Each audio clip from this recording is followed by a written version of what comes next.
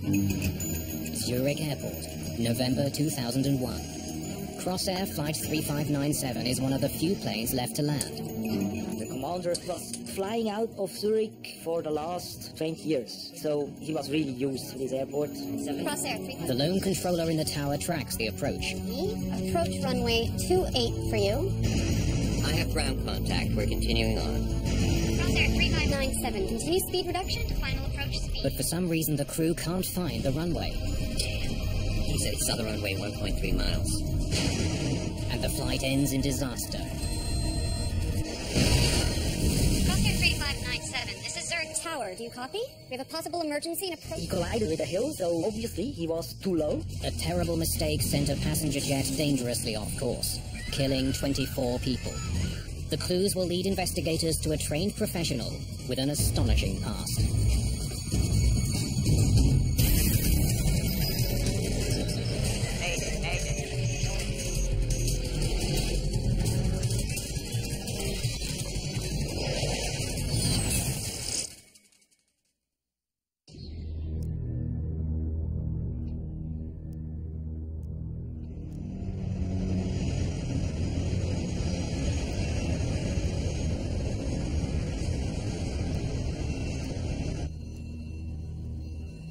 Crossair Flight 3597 is cruising at 27,000 feet above Germany. As the autopilot flies the plane, the crew begins reviewing procedures for their landing. According to the report, the apron and taxiways are wet. Braking action's not specified. So the friction report is missing? Indeed. That usually means they haven't been out to check lately. Indeed.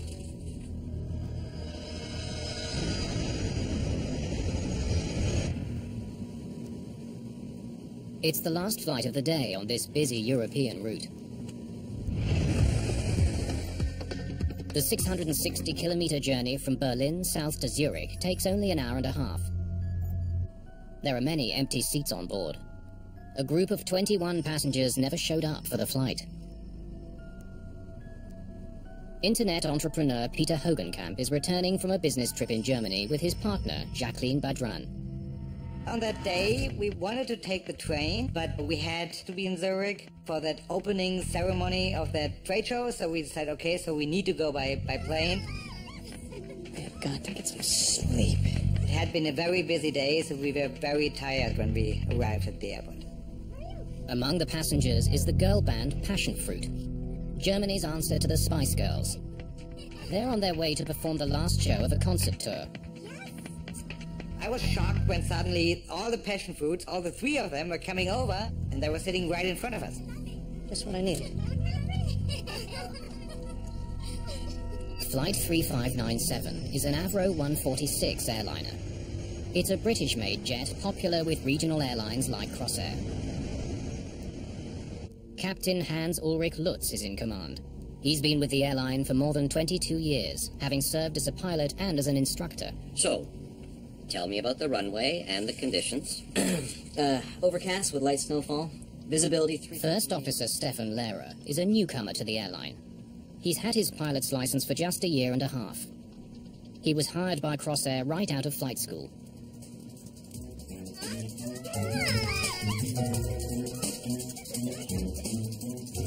The passion fruits were being quite noisy. They were excited. I think they went from one gig to the other, so they were still in their stage clothes. I said, oh my God, do I really need this? Can I just sleep? It's probably okay to move. We decided to move back a few rows and change the side where we were sitting, so we were in a very quiet area then.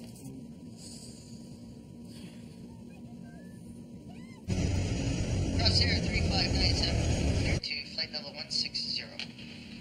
The flight is slightly behind schedule. It's due to land in Zurich in less than half an hour.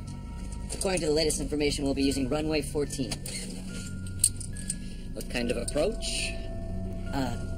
ILS approach. Okay. An ILS, or Instrument Landing System approach, means the pilots will be guided to the runway by radio signals beamed from the airport. And a decision altitude of 1,602 feet. Call me 100 above minimums. Okay, I'll call 100 above minimums. The plane's sophisticated computers will do most of the work getting them down. At Zurich Airport, the weather is getting worse. It's snowing, and visibility is dropping. Crossair 3191, turn left, heading 150. In the tower, controllers have started a nightly routine. A supervisor sends out a message notifying crews that runway 14 is being taken out of service because of a controversial new law. Planes landing on runway 14 must fly over Germany on their approach. But people in Germany have long complained about the noise. Because of the political issue, airplanes had to fly over Switzerland in their final descent to the airport of Zurich for noise reasons.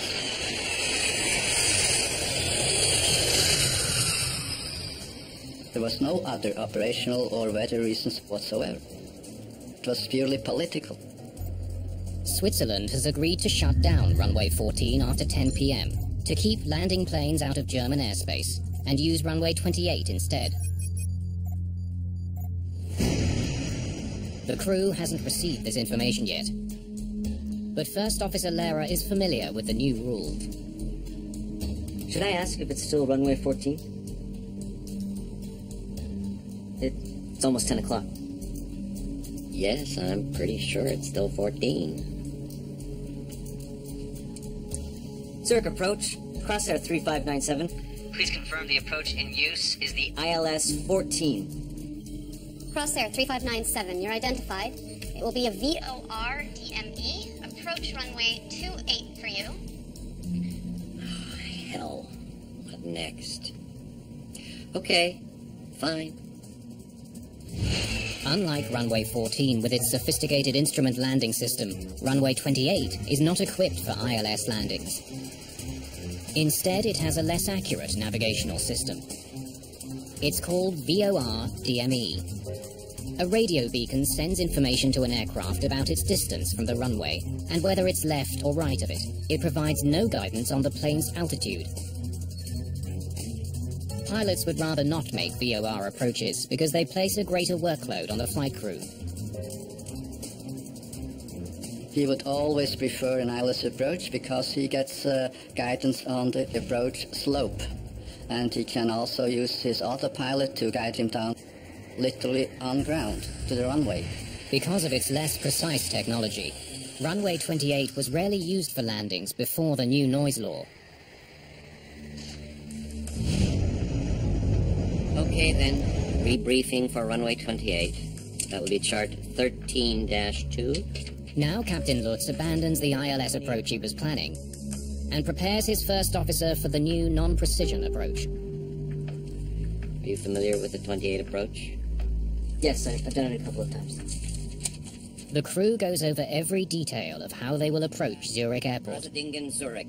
East 6,000 feet. There are only a few planes left to land tonight, 597. including Flight 3597 and 2 other Crossair flights just ahead of it. As the aircraft approach the runway, controllers need to keep them apart. Crossair 3597, reduce speed to 180 or less. Speed 180 or less, Crossair 3597. Captain Lutz makes the final turn to line his jet up with the runway. 160 knots. The plane is now in the thick of the heavy weather surrounding Zurich. At the airport, the second last Crossair flight touches down on runway 28. Now, with only Flight 3597 to land, the supervisor decides to head home early. The controller handling the aircraft is the only controller left in the tower. Crossair 3597, continue speed reduction to final approach speed. Zurich Tower, this is Crossair 3891. She gets a report from the plane that just landed. Visibility approaching 28 was borderline. We could only see the runway from 1.3 miles out. But Captain Lutz knows Zurich Airport well. He continues towards the runway. Gear down. The plane begins the final stage of its approach. Cabin crew, Prepare for landing.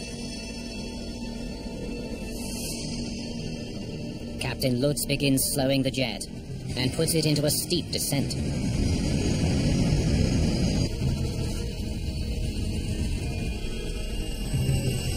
6 miles is checked.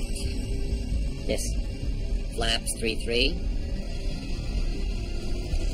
Flaps 3-3 selected.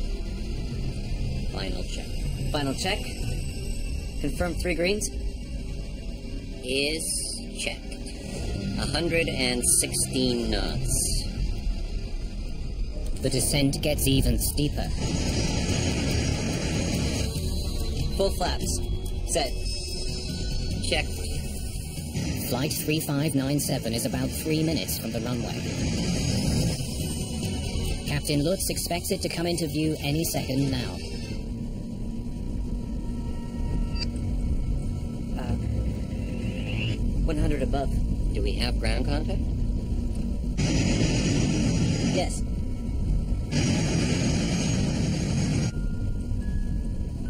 Passengers prepare themselves for landing.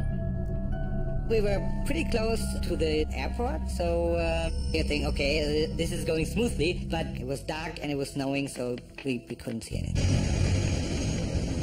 In the tower, the controller monitors the flight to make sure it's lined up with the runway. Crossair 3597, cleared to land, runway 28. 2-4, the minimum. 2-4. The flight has hit decision height, 2,400 feet above sea level, 1,000 feet above the ground near Zurich. Decision height is the minimum height you can descend before you need to decide whether you can see the runway and continue the approach visually, or you have to make a decision to go around. I have ground contact. We're continuing on. 500. Captain Lutz still can't see the runway lights, but knows that the flight ahead of him had the same problem. Damn. He said he saw the runway 1.3 miles. They should almost be on top of the runway by now. But for some reason they still can't see it. They could go around. Crossair 3597. The crew decides to abort the landing. Go around! Go around! And pushes the plane to its limits in an effort to get it to climb. Captain Lutz throttles up his plane's 4 jet engines as he aborts his landing at Zurich Airport. But it's too late. There's not enough time for the engines to get to full power and clear a tree-covered hill suddenly looming dead ahead. Residents of a nearby village witness Flight 3597's final moments. I was walking down with my dog. All of a sudden I saw that aircraft coming from behind the forest, the little hill. And I thought, oh, it's very low and it's not on the same route as aircrafts normally are coming to land at the airport of Zurich. The jet clips the treetops.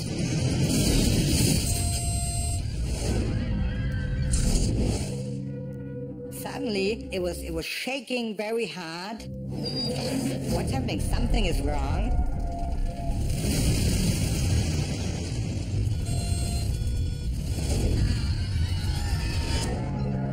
Moments later, the aircraft plunges into the hillside.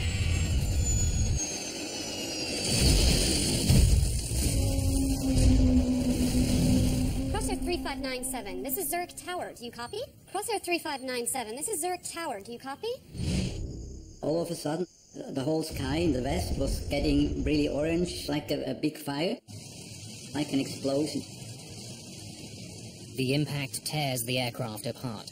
The wings broke off and the fuel is in the wings, so the flames really sort of shot inside the plane.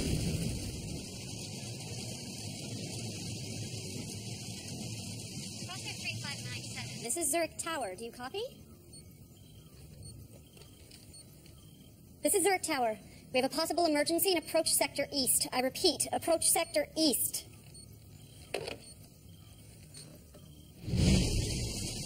Crossair Flight 3597 has crashed near the village of Bassersdorf, northeast of Zurich.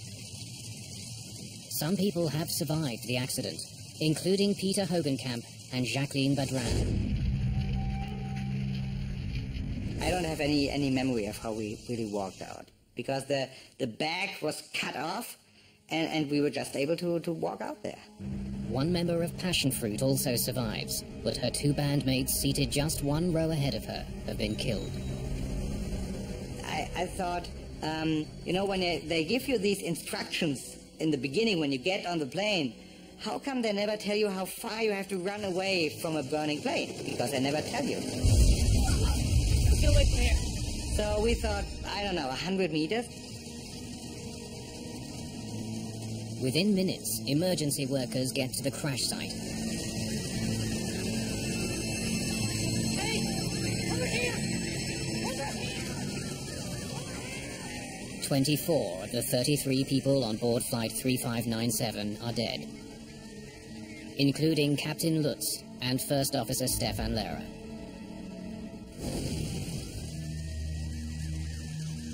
Daniel Connect, an investigator from Switzerland's Aircraft Accident Investigation Bureau, arrives at the scene. I got the call from our rescue service about 10:30 in the evening. Half an hour later I was on the accident site. The rear part of the fuselage was quite intact. It was also the region where most of the survivors step out without injury. For Peter Hogenkamp and his partner, it appears that moving to the rear of the plane saved their lives. I think it was just good luck. I think it would have been a whole different story if we wouldn't have changed seats. So the passion fruits may have saved their lives. While rescuers care for the survivors, Connect and his team survey the crash site. The location of the wreckage far from the airport is of interest to the investigators. 4 kilometers and 15 meters from the land. The aircraft was not where he was intended to be. He collided with a hill east of runway 28, so obviously he was too low. And the first question was, why was this aircraft too low? The black box flight recorders are found in the wreckage. They're in good condition.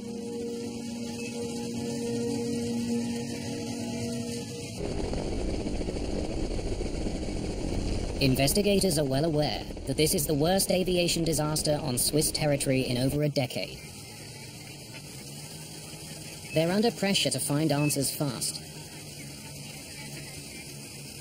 While work continues at the crash, a command post is established nearby. Jean Auvernet heads the Swiss Investigation Bureau. He takes charge of the Crossair file. The public was very anxious about this crash. The media were raising many questions, so we naturally had to open a more in-depth investigation. The accident happened at the end of a long day for Captain Lutz, but given his background, investigators must consider other causes. We knew that the captain was very experienced. He had about 17,000 flight hours during his whole career. Flight instructor, flight examiner, within the company for more than 20 years. The flight recorders are sent to a lab in Paris to extract their data. At the same time, investigators have begun retrieving fragments of wreckage from the crash site. They look for telltale signs of trouble. The position of switches is very important.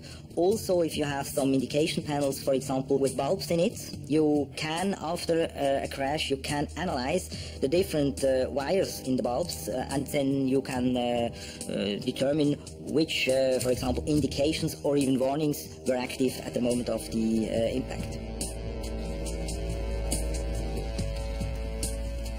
An investigator comes across an intriguing piece of wreckage. Oil gauges provide information about the oil flowing to the plane's 4 turbofan engines. Curiously, one of them is installed upside down. This raised a lot of questions for us and for the media. Everyone wanted to know how you could fly a plane with an instrument installed upside down. It wasn't a very important instrument. You could still read it, even if it was installed upside down.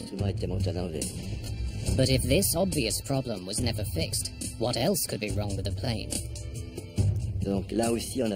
Obviously, there were maintenance issues here. We looked at how the company was doing the maintenance of the planes.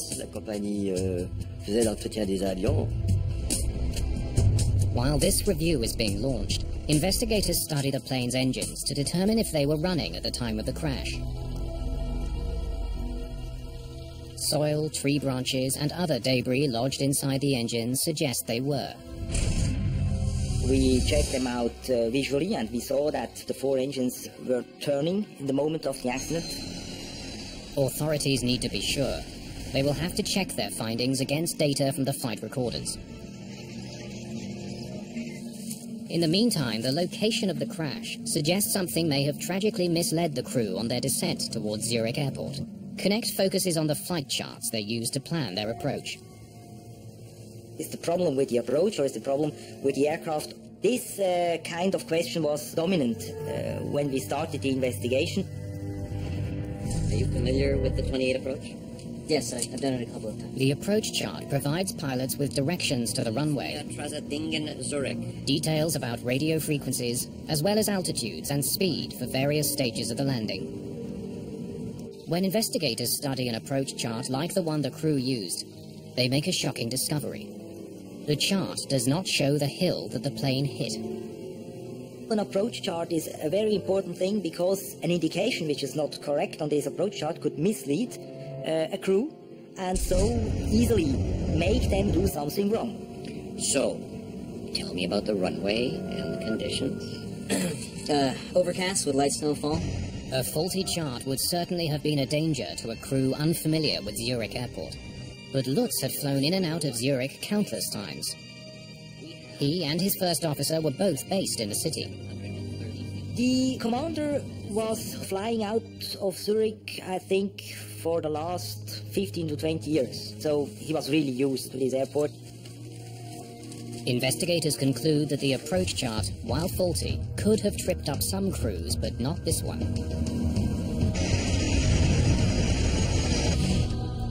Some definitive news finally arrives. The engine data from the black box confirms the observations at the crash site. We could see quite easily that the engines worked absolutely normally. Another potential cause of the accident is eliminated from the list: mechanical failure. Investigators now consider a different possibility. I was covering the approach west position on the night of the accident. Could air traffic control have somehow mishandled the plane? Investigators study records from the night of the accident and make a disconcerting find. Zurich Airport's control tower was understaffed at the time of the accident. He left before his shift ended. The supervisor in the tower went home early, leaving a lone controller to guide Flight 3597 in for its landing. She was relatively young, and let's say she didn't have that much experience. Investigators now study transcripts of conversations between that air traffic controller and the flight crew, looking for signs she made a mistake. Crosshair 3597, you're identified. Crosshair 3597. Speed 180 or less. Crosshair 3597. Zurich approach. Crosshair 3597. Cleared to land. They find no indication the controller gave the crew faulty instructions.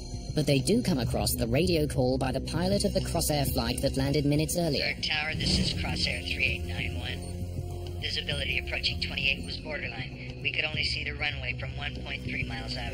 That pilot warned of poor conditions on the approach to runway 28. She had options. They wonder why the controller didn't shut the runway down. Because of poor visibility, she could have reopened runway 14 in spite of the noise bylaw. This would have allowed the crews to make an instrument approach. But she didn't do that. Thank you, Crosshair 3891. Have a good evening. It would have been much easier to fly ILS approaches in this kind of weather, regardless of this political issue. It's suspected that without her supervisor present, the controller lacked the experience to make such an important call.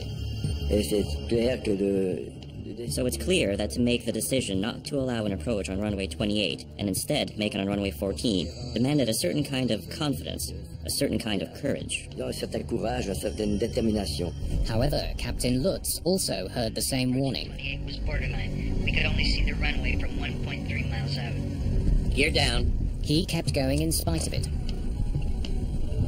Investigators are now certain that the controller was in no way responsible. The pilot can always say no. He can always reject the clearance if he thinks that landing is probably not possible. he is free to reject an approach clearance and ask for a different one. Jean Auvernet can't understand why Captain Lutz didn't do exactly that. He should have known that he didn't have to make a non-precision approach in bad weather. When we saw the mistake the pilot had made, we immediately asked ourselves, well, how's it possible? Because for an experienced pilot who was an instructor, this was a really basic mistake. Auvernet is beginning to wonder if something in Lutz's long career is hiding clues about his behavior on the night of the accident. One by one, investigators are ruling out the possible causes of the crash of Crossair Flight 3597. They hope the answer lies in the cockpit voice recorder, or CVR, of the doomed jet. After waiting many days for its data to be sent back from France, they now pore over it carefully, listening for any clues that might explain why the plane was flying so close to the ground, so far from the airport. Authorities get more than they expected. Not only is the CVR complete, but Captain Lutz offers a running commentary on everything he does. And on inbound track 275. Speed is checked, flaps 18. It's practically a roadmap to understanding what went on in the cockpit. That's not usual that the pilot flying is talking so much about what he is doing or what he is seeing. And for the investigation, this helped a lot. 100 above. Do we have ground contact? Yes. Investigators learned that the crew of Flight 3597 was looking for the runway and believed it would soon come into view. From the CVR, we saw that the commander and also his co-pilot were not feeling some fear or feeling that something was not going as they planned. But what they didn't know was that the plane was actually 4 miles shy of its target. Damn. He said he saw the runway 1.3 miles. 300. Captain Lutz obviously thought his jet was closer to the runway than it was. Investigators consider the possibility he was misled by his distance measuring equipment, or DME. It's supposed to tell pilots how far they are from the airport. DME indication would have given this distance, and then he would have detected immediately that he was below the approach path. Perhaps the DME from Flight 3597 was faulty. It's been recovered from the wreckage, but it's impossible to tell what information it gave the pilots. However, there is another way to check whether the instrument was functioning or not. The DME distance is not recorded on the FDR, but on 2 occasions the pilots mentioned the distance. 6 miles is checked. Yes. But was Captain Lutz really 6 miles out from the runway when he made that report? Investigators compare the time Lutz checked his DME with radar data on the aircraft's location at that exact same time. They can see that when Lutz's instruments were telling him he was 6 miles out, that's precisely where he was. So we knew that the pilots had an indication for the distance available at that time. An instrument problem can now be crossed off the list as a factor in the crash, which only heightens the mystery. I have ground contact. We're continuing on. If the instrument was working, why did Lutz think he was closer to the runway than he actually was? The answer lies not in what investigators hear on the cockpit voice recorder, but what they don't hear. I don't see anything after 6 miles. Do we have ground contact? Neither pilot read out a DME check after the 6-mile reading. Yes. It tells investigators that Lutz wasn't monitoring his vital instrument during the final minutes of his approach. Instead, he was preoccupied with spotting the lights of the runway. That's not what pilots are supposed to do. The pilot flying is supposed to keep his eyes on the instruments because all the information he needs is there. He only switches to flying by sight when the non-flying pilot says, runway in sight. Only then can the captain take his eyes off the instruments and fly by sight because the landing is performed visually. À vue. Parce que l'atterrissage en tant que tel se fait à vue. If Lutz had checked his instruments, he would have known how far from the runway he actually was. But how had he ended up such a long distance from it? 400. Confirm 3 greens? 400. Is check. 116 knots. Further analysis of the black box data reveals that Lutz put his plane into a steep descent as it began its final approach to Zurich Airport. But it's readily apparent his approach profile was out of sync with the trajectory laid out in his chart. The approach profile for runway 28 calls for pilots to make a gradual and steady descent, which would bring them to 2,400 feet after they've cleared the hills around Zurich. Then pilots have to level off until they spot the runway. When investigators compare the approach Lutz made with the approach profile he was supposed to follow, they find that his overly steep descent brought him to 2,400 feet well before he cleared the hills. Then he continued to descend until he hit the ground. It's beginning to look like Lutz had violated one of the cardinal rules of flying. Aircraft making non-precision approaches are supposed to level off at minimum descent altitude or safe height until they have the runway in view. This safe height is intended to keep the aircraft above any potential hazards. It's really a basic error. Every pilot is trained to respect such minimums. Not only with VOR DME approaches, but also with ILS approaches. But Captain Lutz kept his aircraft in a steep descent without even pausing at 2,400 feet. The logical next question for investigators, could he see the runway or not? I have ground contact. We're continuing on. What does he mean by ground contact? They need to know if it was even possible for Lutz to see the runway when he reported ground contact. They retrace his steps in a simulator, programmed with the weather he was facing that night. 6 miles from runway, altitude 3,300 feet.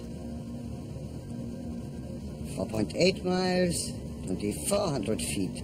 Still no runway in sight. No, he couldn't see the runway because there was a hill between him and the runway, and at that altitude, there's no way he could see it. The conclusion? Captain Lutz had clearly violated his minimum descent altitude. Whether there is flat terrain or hills, minimums are set accordingly, and in no way you can just bust the minimums, whether there's hills or not. This discovery raises questions not just about Lutz's actions, but his young first officers as well. 2-4, the minimum. 2-4. We're continuing on. A first officer should not let his captain breach minimum descent altitudes. The co-pilot could have said, no, stop, we can't see the runway, we're not descending. He considered his captain an old pilot with a lot of experience, not making any mistakes. Most probably he was trusting him too much. And also by being submissive, maybe he wouldn't speak up on time, just to keep harmony in the cockpit. There were no mechanical failures or instrument problems with the plane. Nor was the air traffic controller negligent in any way. But it is now clear that Captain Lutz made a series of catastrophic piloting errors that doomed Flight 3597 and claimed the lives of 24 people. Investigators dig deeper into Captain Hans-Ulrich Lutz's flying record to see if there's anything in his long background that could explain why he crashed Flight 3597. What they discover is truly alarming. Lutz applied to flight school when he was 17 years old. He was rejected 3 times because of his lack of education. He finally got his license at the age of 20, but continually failed exams to upgrade due to his inadequate comprehension of navigation systems. Captain Lutz may have had a long career, but it was not a stellar one. Years of flying and flying hours don't say anything about competence. For some reason, though, his record as a below-average pilot didn't prevent Crossair from hiring him in 1979. There was a red line through his career where several incidents happened before and he had missed several checks. Well, he had some limits, but what's hard to understand for me is that they were identified, and decision was made to keep him flying. Captain Lutz's limited abilities continued in his new job. While commanding a sightseeing tour of the Swiss Alps, he made a navigation error and ended up in Italy. He only realized his mistake when his passengers spotted road signs in Italian. In another incident, he wrecked a $1.5 million aircraft after inadvertently retracting the landing gear while the plane was still on the tarmac. Lutz's failures forced Crossair to fire him as an instructor, but they allowed him to continue flying passenger planes. I personally do pilot assessments, and he would never have gone through my assessment with a positive recommendation. Okay. Approach course 13. Investigators wonder why Crossair allowed Lutz to stay on as a pilot if he was not entirely competent. The answer appears to be they may have had little choice.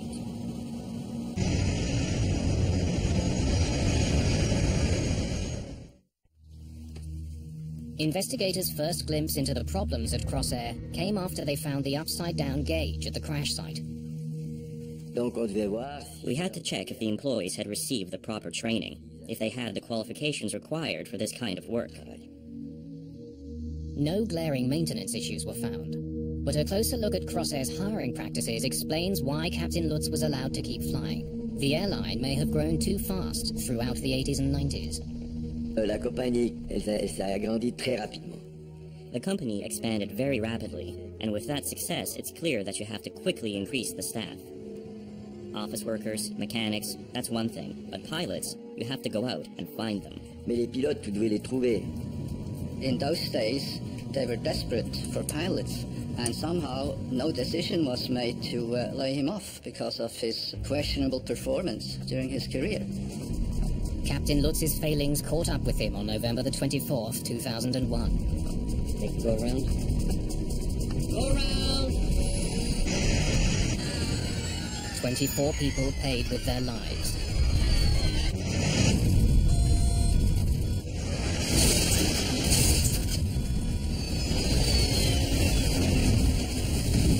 After the accident report was issued, sweeping changes were made. Swiss aviation authorities had Crossair increase the number of employees overseeing pilots. They also scrutinized other airlines to determine if there were other substandard performers like Lutz.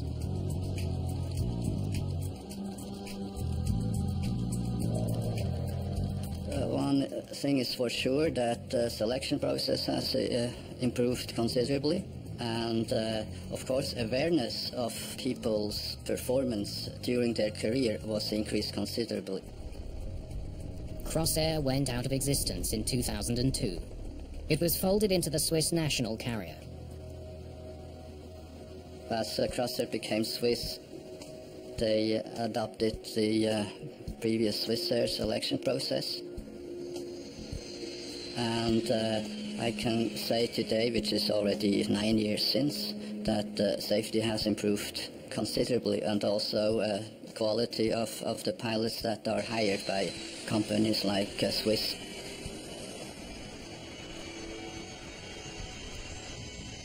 Since the crash of Flight 3597, Zurich's runway 28 has been upgraded with both an instrument landing system and an automatic warning that alerts controllers when a plane's approach is too low. There has never been another accident involving that runway. But the Crossair tragedy, and the circumstances that spawned it, isn't an isolated case. Regional airlines have boomed worldwide since the 1980s, particularly in the United States, where they account for half of all flights and carry 100 million passengers a year. In the rush to fulfill consumer demand for cheap air travel, these airlines often hire less experienced pilots and pay them far lower salaries than their counterparts at major carriers. Some even neglect to test their pilots for basic skills. There is no such thing as a compulsory pilot assessment before they get hired. Does not exist. Colgan Air. In February of 2009, one of its planes crashed in Buffalo, New York, killing 50 people. The accident was blamed on the actions of an inexperienced crew. An eerie reminder of the Crossair disaster. It underlined the urgency of improving oversight of smaller carriers. Dans une entreprise, If you're making a product for a large company and you make a mistake, you may lose part of the market. You may lose some clients. But an airline company can lose a plane, its crew, and passengers. The stakes are very different. ce qui naturellement a des causes un peu différentes.